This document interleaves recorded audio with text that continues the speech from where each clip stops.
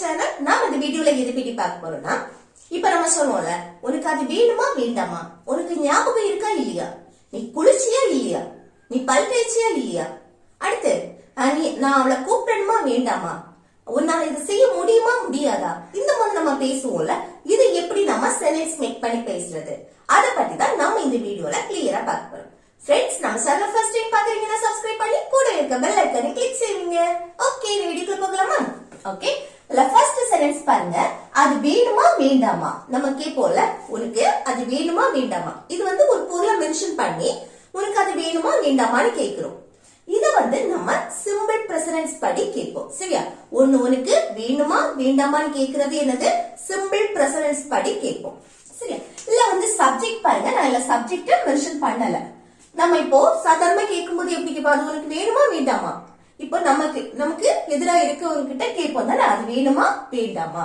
அப்போ அது உனக்கு வேணுமா வேண்டாமான்னு கேக்குற சப்ஜெக்ட். ஓகே, உனக்கு இல்ல அது அவனுக்கு வேணுமா வேண்டாமா, நீங்களே அந்த சப்ஜெக்ட உருவாக்கல. சரியா? யாருக்கு நீங்க கேக்குறீங்களோ, யார்கிட்ட கேக்குறீங்களோ அவங்கள மென்ஷன் பண்ணி அதுதான் சப்ஜெக்டா நம்ம எடுப்போம். சரியா? இப்போ வந்து நம்ம சொல்லுவோம்ல, அது அவனுக்கு வேணுமா வேண்டாமா, உனக்கு வேணுமா வேண்டாமா, இந்த மாதிரி நம்ம கேட்போம்ல, அதுதான். அப்போ அது வேணுமா வேண்டாமான்னு கேக்குறது எப்படி கேட்கலாம், சிம்பிள் பிரசன்ஸ் படி கேக்குறது. இல்ல வந்து நான் சப்ஜெக்ட் என்ன எடுக்கிறேன், உனக்கு, அது உனக்கு வேணுமா வேண்டாமா. ஓகே, அப்போ உனக்குங்கிறது சப்ஜெக்ட் வந்து என்ன வரணும், யூ. யூ வந்திருக்கனால இங்க நம்ம என்ன யூஸ் பண்ணி கொஸ்டின் கேட்போம், டூ யூஸ் பண்ணி கேட்போம். சிம்பிள் பிரசன்ஸ் படி நம்ம டூ இல்லைன்னா டஸ் யூஸ் பண்ணுவோம் கொஸ்டின் கேட்கறதுக்கு. அது சப்ஜெக்ட பொறுத்து. இங்க சப்ஜெக்ட் யூ வந்திருக்கு, சோ டூ யூஸ் பண்ணி கேட்போம்.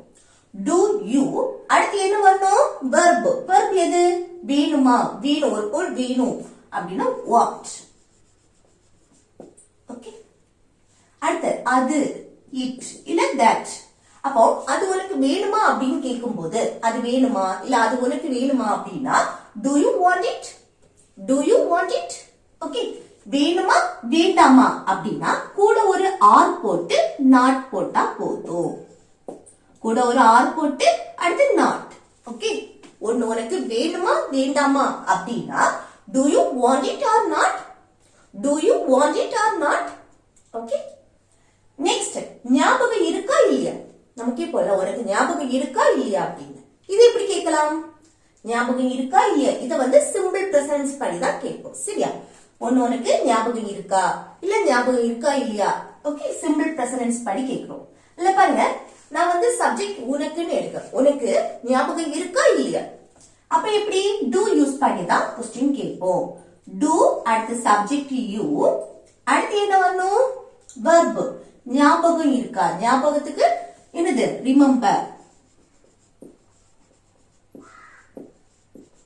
ஓகே, டு யூ ரிமெம்பர், உனக்கு ஞாபகம் இருக்கா, ஞாபகம் இருக்கா இல்லையா அப்படின்னா ஆர் கூட நாட் போடணும்.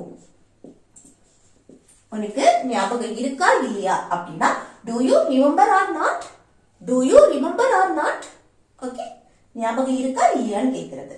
அடுத்து வருவியா மாட்டியா, நம்ம கேட்போம்ல வருவியா மாட்டியா அப்படின்னு. அப்ப இது எப்படி கேட்கலாம், வருவியா மாட்டியான்னு கேக்குறது என்னது, ஃபியூச்சரை மெயின் பண்ணி நம்ம கேக்குறோம், வருவியா மாட்டியா அப்படின்னு. அப்ப இப்படி இது இப்படி ஃபியூச்சரை மெயின் பண்ணி கேட்கும் போது அங்க என்ன யூஸ் பண்ணி கேட்கணும், வில் யூஸ் பண்ணி கேட்போம் தானே. ஃபியூச்சரை மெயின் பண்ணி நம்ம கொஸ்டின் கேட்கும் போது அங்க வில் யூஸ் பண்ணும் தானே. வருவியா இல்ல மாட்டியா, வருவியா இல்லையா அப்படி கேக்குறது. ஓகே, அப்ப பாருங்க, நீ வருவியா இல்லையா அந்த அர்த்தத்துல நான் கேக்குறேன். அப்ப எப்படி, நம்ம ஃபர்ஸ்ட் வில் போடணும், ஃபியூச்சருக்கு வில் யூஸ் பண்ணணும். இங்க சிம்பிள் பிரசன்ஸ்க்கு டூ யூஸ் பண்றோம், ஃபியூச்சருக்கு வில் யூஸ் பண்றோம். அடுத்து என்ன, சப்ஜெக்ட் யூ. நீ வருவியா மாட்டியான்னு கேக்குறது யூ. அடுத்து வெர்ப். வெர்ப் என்ன, வரக்கூடிய செயல், வருவியா, வரதுக்கு இங்கிலீஷ்ல கம்.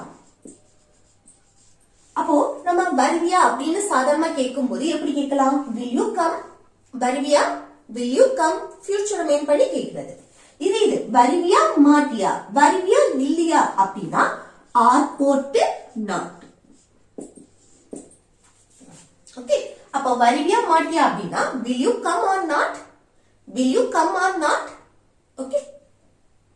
நெக்ஸ்ட் சமைப்பியா மாட்டியா, சமைப்பியா இல்லையா அப்படின்னு நம்ம கேட்போம்ல. சமைப்பியா மாட்டியா அப்படின்னு ஃபியூச்சரை மெயின் பண்ணி நம்ம கேக்குறோம். சமைப்பியா மாட்டியா அப்படின்னு. அப்ப இது எப்படி வில் போட்டு தானே தொடங்கணும். வில் அடுத்து என்ன வரும், நீ சமைப்பியா மாட்டியா இல்ல நீங்க சமைப்பீங்களா மாட்டீங்களா அப்படின்னு நம்ம கேட்போம்ல. அப்போ வில் யூ. அடுத்து verb எது, சமைக்கக்கூடிய செயல். அப்போ குக், சமைக்கிறதுக்கு. will you cook, சமைப்பியா, will you cook. அடுத்து ஆர் போட்டு நாட். அப்போ நீ சமைப்பியா மாட்டியா அப்படின்னா will you cook or not, will you cook or not. Okay. அடுத்து நெக்ஸ்ட் ஒன் பாருங்க, குளிச்சியா இல்லையா. நம்ம கேட்போம்ல குளிச்சியா இல்லையா அப்படின்னு. இது என்ன, பாஸ்ட் முடிச்சு போன விஷயத்தை பத்தி கேக்குறது. குளிச்சியா இல்லையா, பல் தேய்ச்சியா இல்லையா, இந்த மாதிரி. சரியா. அப்ப இது சிம்பிள் பாஸ்ட் டென்ஸ், முடிச்சு போன விஷயத்தை பத்தி நம்ம क्वेश्चन கேக்குறோம். அப்ப சிம்பிள் பாஸ்ட் டென்ஸ் தானே. அப்ப இது எப்படி கேக்குறது, சிம்பிள் பாஸ்ட் டென்ஸ் படி நம்ம क्वेश्चन கேக்கும்போது அங்க did யூஸ் பண்ணோம் தானே.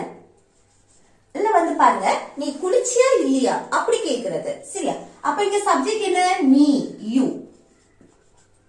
அதுக்கு அடுத்து verb, குளிக்கக்கூடிய செயல். குளிக்கிறதுக்கு take a bath, take a bath. அப்போ குளிச்சியா அப்படின்னா did you take a bath, குளிச்சியான்னு கேக்குறதுக்கு did you take a bath. குளிச்சியா இல்லையா அப்படின்னா இல்லையா அப்படின்னா கூட ஆர் போட்டு நாட். சரியா. அப்போ குளிச்சியா இல்லையா அப்படின்னு கேட்கணும்னா எப்படி கேட்கலாம், did you take a bath or not, did you take a bath or not. Okay. அடுத்து நெக்ஸ்ட் பாருங்க, பல் தேய்ச்சியா இல்லையா. நம்ம கேட்போம்ல பல் தேய்ச்சியா இல்லையா அப்படின்னு. இது எப்படி கேட்கலாம் பாருங்க, நீ பல் தேய்ச்சியா இல்லையான்னு கேக்குறது. இது என்னது, பாஸ்ட் முடிச்சு போற விஷயத்தை பத்தி கேக்குறது. அப்ப என்ன did யூஸ் பண்ணி கேட்போம் தானே, did. அடுத்து என்ன வரணும், நீ பல் தேய்ச்சியா இல்லையான்னு கேக்குறது. அப்ப நீ, யூ. அடுத்து verb, பல் தேய்க்கிறது. அது எப்படி கேட்கலாம், brush your teeth,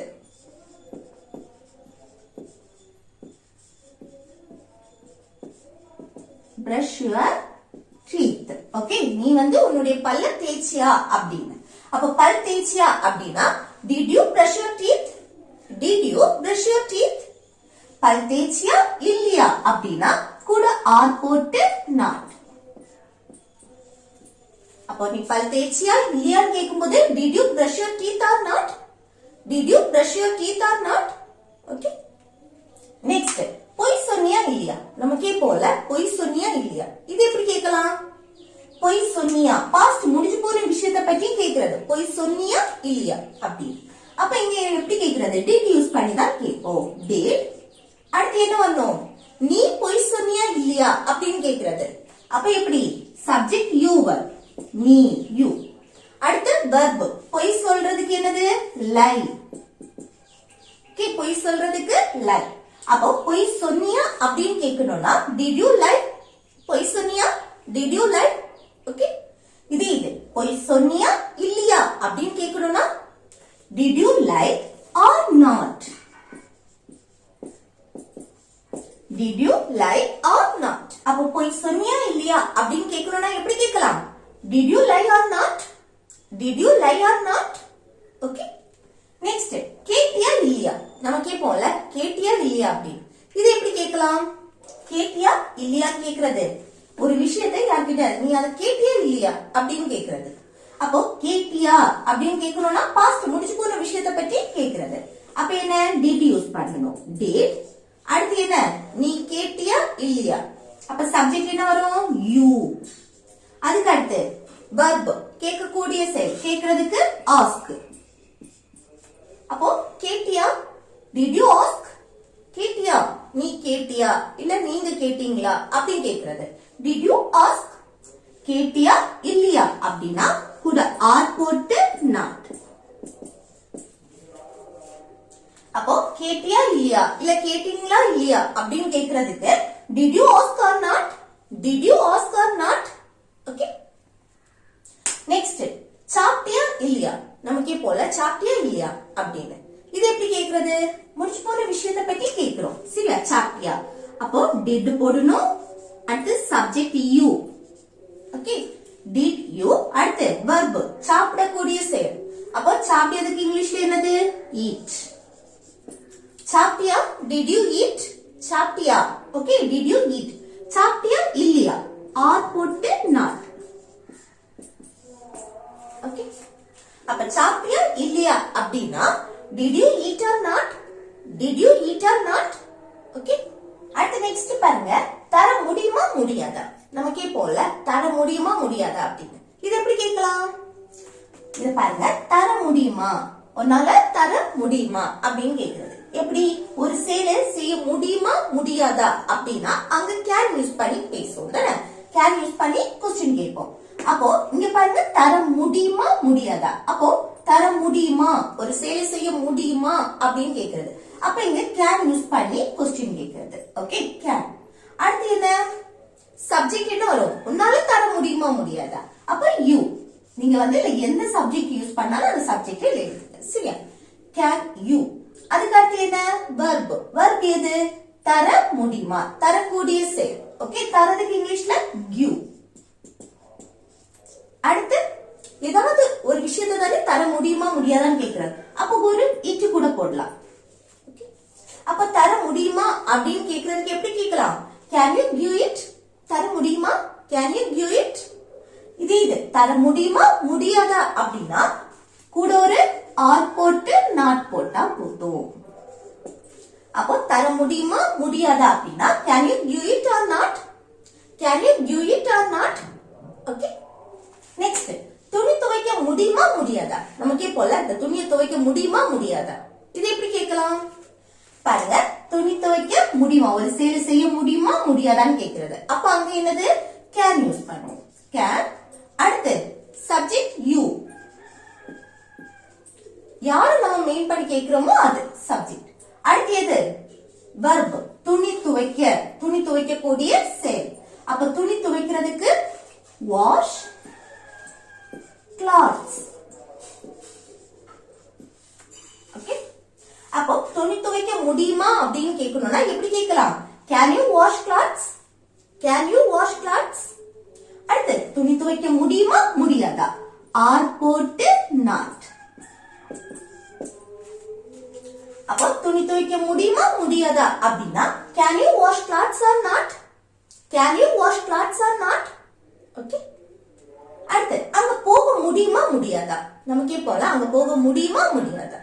அப்போ அங்க போக முடியுமா அப்படின்னு கேட்கும்போது கேன் யூஸ் பண்ணணும். கேன். அடுத்து சப்ஜெக்ட் யூ. அடுத்து verb எது? அங்க போகக்கூடிய செயல். போறதுக்கு இங்கிலீஷ்ல go. அடுத்து அங்க the. அப்போ அங்க போக முடியுமா அப்படின்னு கேட்கணும்னா can you go there? Can you go there? அங்க போக முடியுமா முடியாதா கூட ஆர் போட்டு நாட் தானே.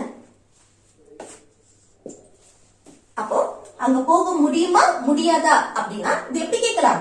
Can you go there or not? Can you go there or not?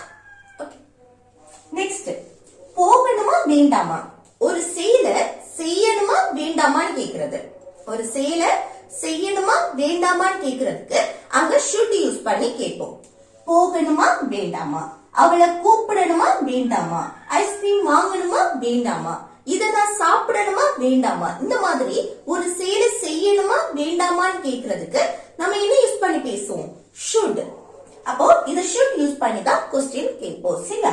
ஒரு செயலை செய்யணுமா வேண்டாமான்னு கேக்குறது. அப்போ போகணுமா வேண்டாமா அப்படின்னா அங்க should யூஸ் பண்ணுவோம். should. இது நான் அங்க போகணுமா வேண்டாமா அப்படி அந்த அர்த்தத்துல நான் கேக்குறேன். சரியா? நான் போகணுமா வேண்டாமா. அப்ப should. அடுத்து என்ன வரணும்? Subject I. நான் போகணுமா வேண்டாமா அப்படி கேக்குறது. ஓகே, அப்போ should I. அடுத்து என்ன? verb. போகக்கூடிய செயல். போறதுக்கு இங்கிலீஷ்ல go. should I go அப்படின்னா நான் போகணுமா, இல்ல நான் சேர்க்காட்டி கூட சப்ஜெக்ட் சேர்க்காம போகணுமா அப்படின்னு கேட்போம். சரியா? போகணுமா இல்ல நான் போகணுமா, should I go? should I go? போகணுமா வேண்டாமா அப்படின்னா ஆர் போட்டு நாட். அப்ப போகணுமா வேண்டாமானா should I go or not? should I go or not? Okay, next, அவளை கூப்பிடணுமா வேண்டாமா,